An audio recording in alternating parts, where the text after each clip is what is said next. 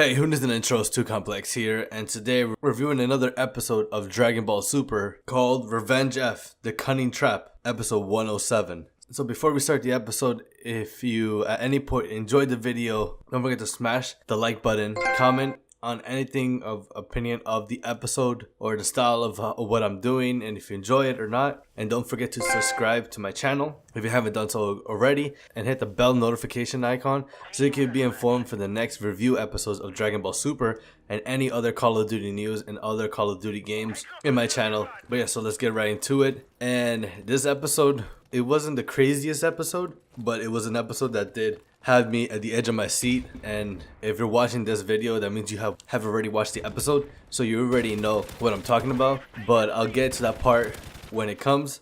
So we're gonna start from the beginning of the episode and then some of my opinions. So yes, the beginning was basically we finally get to see Frost, and he was basically just relaxing and taking cover and waiting for everybody else to be fighting, which I guess is kind of a smart strategy on the sense of like he's just waiting for all the enemies to have fought already, gotten hurt, and are tired. But he's pretty weak, so it's not gonna really make a difference. But what you see that he has like a little flashback, and they tell you a little background when he got recruited, the tournament fight, and how Champa was saying, oh, like, I can't believe I'm letting you come again. He's like, you disgraced our universe and all type of things, like, what are you gonna do? And he says like, oh, I'm gonna have my revenge, and I know what I'm gonna do. And I guess Champa just said, alright. He kind of liked what his motives and the way he was talking, and he gave him another chance, and that's how he was brought again to the Tournament of Power. Then we get a little information regarding the status of the Tournament of Power, of like who's fighting left and what is going on and all type of things, because we haven't we only know as much seeing the episodes. So this kind of gives us a quick rundown of who's left on each universe. So there's a total of 36 warriors left fighting in the Tournament of Power. So then we're starting with Universe 2, and there's only 6 warriors left, and this is the warriors from the universe of love. Then we have Universe 3. This is the universe of robots, of like mechanical robots. 7 warriors left, and they were talking about and how they want to study Jiren a little bit more, because he hasn't been doing anything, and he's still the mysterious character to this point of like what he can do and how his real potential could be. And then we got Universe 4, which is only 4 warriors left. And this is what, when they said it, well, they showed us only 2 warriors. Well, the priest was talking about each universe, so you could see who the players were left. He said there was 4, but we only saw 2. And a little bit way back on the episodes a while back, we only saw 8 warriors coming into the battle, like that we saw on screen for Universe 4. And then Beerus gets kind of like worried. He's like, where's the other 2 warriors? I couldn't sense them. Even Krillin and Tien were saying the same thing. I'm like, oh, this might be an issue. Where could he be? Where could the other 2 warriors be?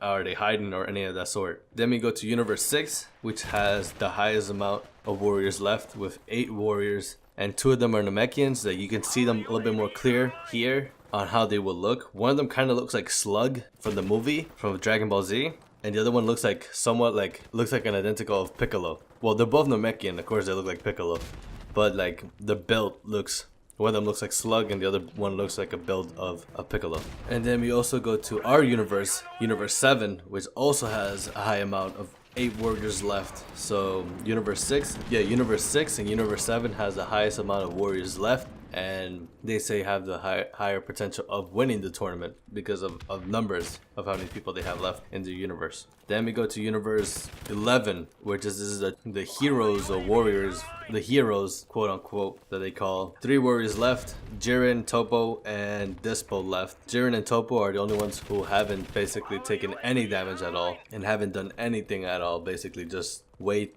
and basically command and tell people what to do. So they are a really high threat because they haven't done anything yet, and everybody else has. Goku, Vegeta have fought, and it could cause problems. So yeah, basically that's the little rundown of what we have from the warriors, from the priest, what he told us of what's going on. I'm interested in finding out the 2 hidden warriors and the Namekians on how they fight and what happens. That would be pretty cool. They fuse, like, I doubt it, but I don't know, something cool, I don't know, can come up with the Namekian fights and the other hidden warriors from Universe 4. But yeah, then later it goes, right after that, then a sneak attack from Universe 3 tries to attack Toppo, I think, or Jiren, one of those 2, forgot who it was. But then Dispo comes and blocks it and just tries to counterattack, and he blasts the Universe 3 fighter. And then from what it looks like, the warrior was like done. Dispo tries to kick him, he does, and it was a trap. and the fighter from Universe 3 was just playing along, and he just regenerated and just took over Lispo's body, like tried to trap him and suffocate him or whatever he was trying to do. But he was trying to like crazy on the sense, like he said he's gonna cut his ears off. Topo decides to come in and says, "Oh, I gotta clean up the mess what Lispo did."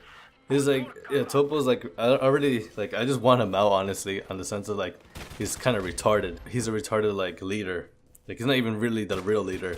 Like we all know it's just Jiren. Like Jiren is the strongest one, so I don't even know why he's leading. But then Jiren decides to like saying, "Oh, I got this," and he goes and fights. He just stands there and waits for the Universe 3 fighter to attack, and he like makes his arm bigger and bigger, and then tries to smash Jiren. Before he smashes Jiren, Jiren just charges up and just does like an air blast, like an airbender move. And he just blows the fighter away, kicking him out of the ring with immense power. And even Goku like sensed it for a second. Like it makes sense. Like this guy has been doing nothing. Like he hasn't been doing nothing since the beginning of the fight. And a little like hint, like I don't know, like maybe what like could determine his power, like how strong it could be. It's like in his eyes. It looks like his eyes are the sun, like a supernova sun. Like the blue one, so probably has like the capacity of the strength of it, like the immense power of it. But I don't know, that's something that could be a thing, or maybe that's just how his eyes are. But like they did a really like zoom, they did like a frame second of his eyes, so maybe it hinted something, you know, like knowing something. Basically that's the end of that little chapter, and then we go to the sneak peek for the next episode with Master Roshi versus Frost, and then we see Master Roshi just resting. Frost comes out of nowhere and tries to attack him. Goku tries to like help him because Frost is attacking somebody who's mad weak, and Frieza's race or whatever, they're very vicious and like cruel. So he's just beating up. Frost is basically just beating up on the weak, and then Goku tries to help him, but then all of a sudden Ribian comes out of nowhere, like she comes out of like thin air. This fat bitch comes out of thin air and tries to fight Goku. Like honestly, Goku should have just been like, you know, fuck it, turned Super Saiyan Blue, just fucking knocked her out right there in the spot, just to help like Master Roshi, because it looked like Master Roshi was gonna die at that point, on the sense of like he was just getting beat up. He had enough. He used Mafuba already, which that can kill you. Like his master died from using it. So he used it and he survived, but like, looked like how much more he could handle. But no, ended up that Goku has to fight Ribian, and we don't even know what happens on that episode. So then later, Frost is beating up Master Roshi. Master Roshi holds up for a second, hold up a fight in full power mode, but Frost just like knocks him out of it. And the second when you think it's all over, Master Roshi decides to use the Mafuba once again on Frost, and he almost gets him from how tired and like how much draining it is, that he misses, and Frost is just like shocked of how much power this old man has. Well, we can see it's not the old man, it's just the move itself is that powerful. Like it's something that should have been like introduced, well, it was introduced in Dragon Ball, but it should have been taught to Goku or stuff like that. Like the power they have, it looks like it can trap anybody. And you can see, and I'll talk about it later, how like, well yeah, I'll talk about it later on what I'm trying to say. But he tries to use it, he misses, and Frost is just pissed and just keeps finger beaming him, damaging him to a very point. He even sees Vegeta, he throws a blast, and he gets Vegeta pissed, like, because Vegeta hates sneak attacks, or even just Frost. He just hates him because it reminds him of Frieza. He tries to attack Frost, but then all of a sudden it's a 2v1 battle with Vegeta and Frost fighting Vegeta, and Vegeta just turns Super Saiyan. I don't know why he does it, like I know to conserve energy, but the 2v1 fight, and it looks like Vegeta's trying to hold up his fight. Once Vegeta was fighting Vegeta and Frost, Master Roshi, I don't know how, decides to use a Mafuba once again. Well, for people who don't know what the Mafuba is at this point, but it's the evil containment wave, it's just the translation of it. But he uses it one more time, 3 times. Like his master used it one time and died.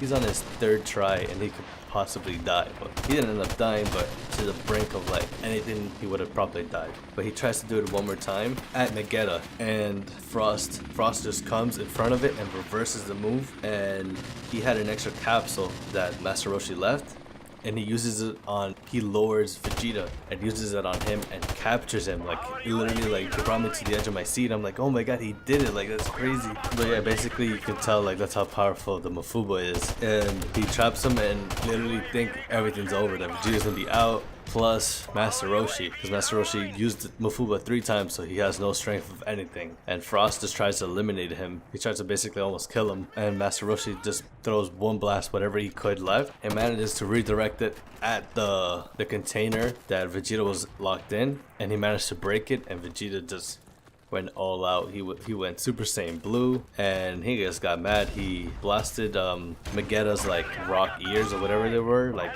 to cover like from what Vegeta was talking, or like from anybody that's talking, because he was very sensitive on like people talking about how he's a junk or whatever, he's useless, and he just takes it off. Like that was kind of stupid on like he had to be Super Saiyan Blue. He could have been done that Super Saiyan, or like even the normal state, just to take him off. But the thing that pisses me off, he could have just ended, like being that pissed or whatever, he could have just ended Frost and Vegeta right there. Like that would have been like really cool. Like he would just like did Final Flash, or like up and close and like punch Vegeta, grab Frost with him, put them together, and then did like Final Flash or a Gallic Gun and just blow them off. But no, he just decided just talking to him. But if Frost manages to get away, then it was only Vegeta, but Vegeta's already like in the floor, so they just knock him out. But then they also, Vegeta tells Master Roshi just to leave, because he's literally like, he has done as much as he could, and he deserves to eat a sensu bean before he dies. So he ends up doing that. It was a funny line later on when Beerus says, "Oh, all three of you guys are out." It's like, you're all useless, like a bunch of baldies. Like I realized that only the bald people are out in the tournament. Well, for Universe 7. But then later he says, "But I respect Master Roshi for what he did." Like of course, like he did a lot. Like for his status, he took out more enemies than Tien and Krillin, I think, combined those. So like that's like pretty good. Like Master Roshi, as weak as he is, he's very knowledgeable in fighting, so it was a good choice for pick Master Roshi for the fight. So yeah, basically that's how that episode ends, and then we get to for the preview for the following episode, and then we get to see why Goku wasn't able to help Master Roshi. He's fighting Brienne, and hopefully something happens, because like, is she really that strong? But like I don't know, like what did they do at the time frame? Well, Vegeta and Master Roshi were fighting Frost and Vegeta, but we get to see that fight. Hopefully it's part of the episode. We're also going to see that Frost and Frieza were plotting all this time, working together, and Gohan has to come in and try to stop them. So Gohan's probably going to take out Frost and Frieza, so I want to see how that goes, seeing if he can do it himself. This is Gohan's revenge now. Revenge of G for Gohan. And from Revival of F, he got destroyed. Gohan got destroyed by Frieza, and it was in not even his full state. It was in his first state, and he was done for, I think. I'm not quite sure, but this is his revenge to take him out. Mystic Gohan, maybe a new form, I don't know. Hopefully something cool. That's how the episode ends, and that's how the preview ends. And yeah, so if you guys enjoyed this video, it might have been a little bit longer than the other episodes, but this was an episode to talk about, like a little bit more in depth. But if you guys enjoyed it, don't forget to drop a like, comment down below in the video, subscribe to my channel, hit the bell notification if you haven't done so already, to be informed of my next Call of Duty videos. And until next time, this is Tookomplex signing out.